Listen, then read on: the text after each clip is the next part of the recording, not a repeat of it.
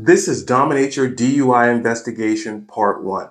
For all my new police officers, here's a couple helpful tips that'll get you through it. The first one is this. You must establish physical control. That means the person that you want to arrest is the person that was driving the vehicle.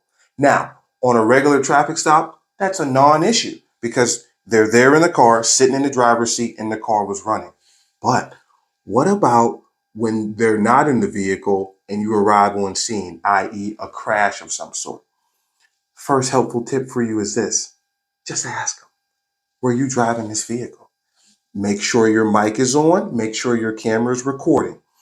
The second tip is if there is someone else involved in the crash, ask them. A second party, for example. Hey, was this the person that was driving the car when it hit you or you hit it? Super simple. Now, let's get into a couple tricks of the trade that you learned as a police officer. Let's take this scenario. Say there are two people in the vehicle, a man and a woman. The man's like 6'6", whatever, and the woman's like 5'2". And you get there and you say, who was driving this vehicle?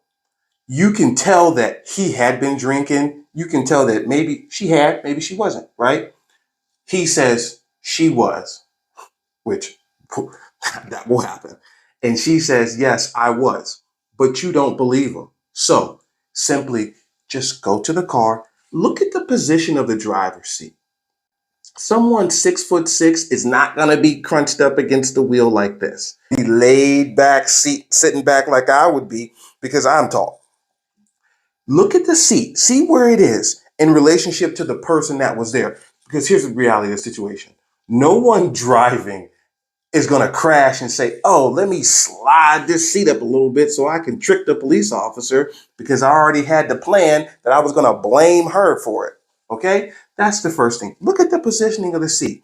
And here is the ultimate tip, right? And it still relates to inside the vehicle. Look at the positioning of the seatbelt, right? No one's definitely changing that after they crash, right? So if it's someone tall, it's going to be higher. And if it was her driving, it's going to be lower, right? This is part 1. Click the like and follow for part 2.